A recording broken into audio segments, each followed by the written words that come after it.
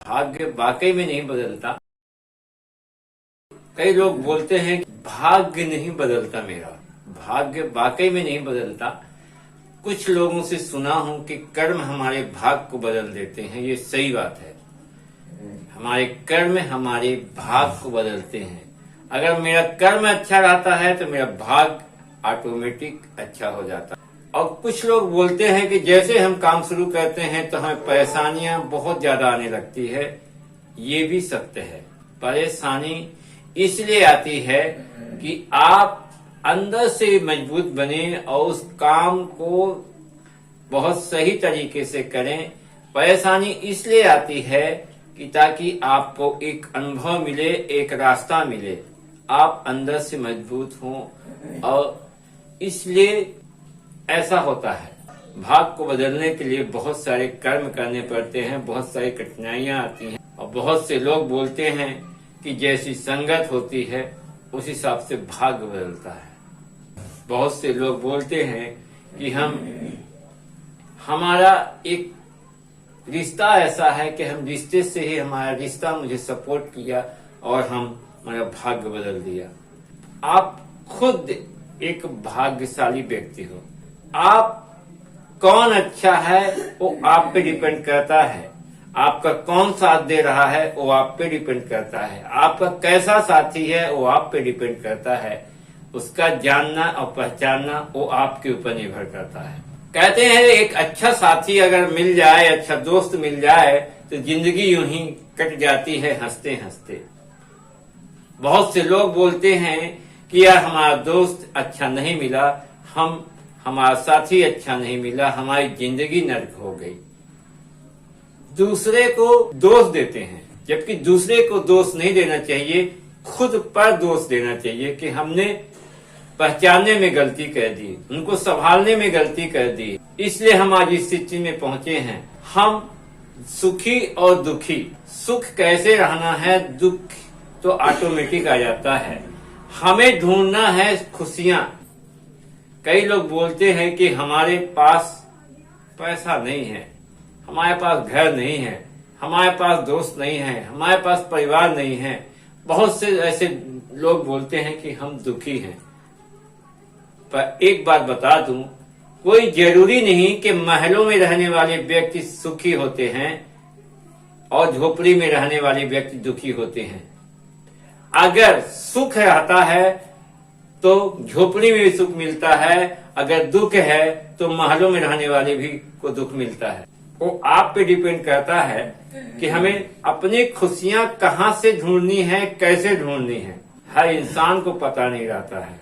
कभी कभी अपनी खुशियां के ढूंढने के चक्कर में हमारी जो प्रेजेंट की खुशियां हैं हम उनको कुर्बान कर देते हैं। बहुत ऐसा हम देखे हैं। कुछ लोग, अगर आपको सुख का अनुभव लेना है, अगर आपको वाकई में खुशी चाहिए, तो आप अपने आप को संतोष करिए कि हाँ जो कुछ मिला है अच्छा मिला है, हम उसी में बहुत बढ़िया है।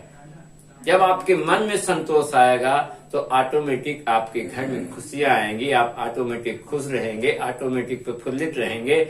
और रही बात अच्छे दोस्त, अच्छे और बुरे दोस्त को पहचानने के लिए, तो जब आप अपने मन में संतोष रखेंगे, अपने हम को संपूर्ण अच्छा समझेंगे, तो भला कौन दोस्त है, बुरा कौन सा दोस्त है, वो ऑटोमेटिक आप पहचान जाएंगे।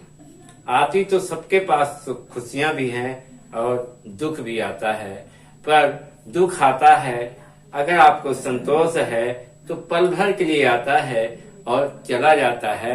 मगर आप अगर संतोष है आपके पास तो सुख अधिकतर आपके समय में रहता है और दुख कुछ पल के लिए आता है। तो आप पे डिपेंड करता है, आपको महल चाहिए और महल का महल चाहिए। और अगर आप माया जाल में फंस गए हैं या दूसरे के बोलते हैं कि यार मेरे दोस्त का बहुत अच्छा मकान है, अगर आप दूसरे पे इस पे जाएंगे तो आप हमेशा दुखी रहेंगे, आपको सुख का अनुभव नहीं होगा। क्योंकि जलन होती है, जो आप किसी दूसरे को आप देखते हैं कि ये बहुत बड़ा आदमी बन गया है, तो एक जलन टाइप की होती है। जलन एक ऐसी चीज होती है कि खुश नहीं रहता आदमी, उससे हमेशा दुखी रहता है। जो ईर्ष्या जिसे बोलते हैं, तो अपन को ईर्ष्या नहीं करना है। अपने पास जो है उसी पे संतोष करना है और कोशिश लगातार करते रहिए कि हमें कुछ मिल जाए, हम कुछ करें, कुछ कर दिखाएं लोगों को, तो भी उसमें खुशियां मिलती है।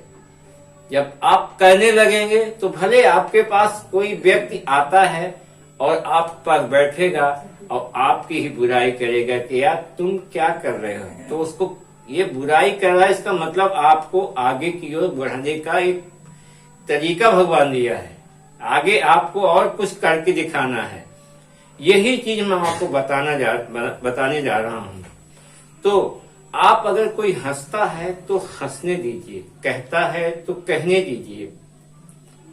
आप वहां पे निराश मत होइए और आप एक समझिए कि बहुत बड़ी ताकत लेके और अपने आप को निखारिए और ऐसा काम करिए कि उस समय जब आप काम करना शुरू कर देंगे वो आपकी क्षमता, आपकी काम, आपकी योग्यता और आप जिसमें काम कर रहे हो वो खुद ही बुलंदी तक ले जाएगी। आपकी कामयाबी ही आपको शोर मचाएगी।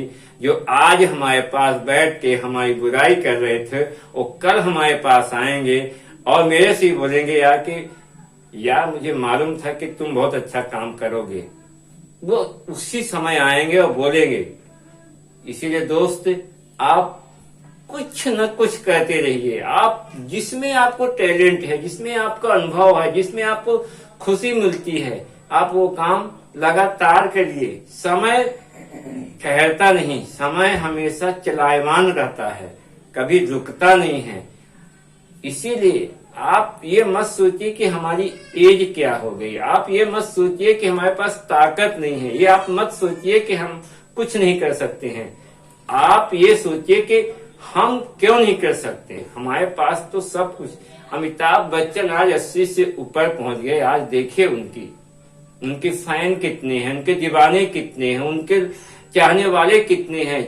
हर उम्र के लोग हैं, ऐसा नहीं है कि उनके उम्र के ही लोग उनको चाहते हैं। हर उम्र का, हर वर्ग का आदमी चाहता है उनको।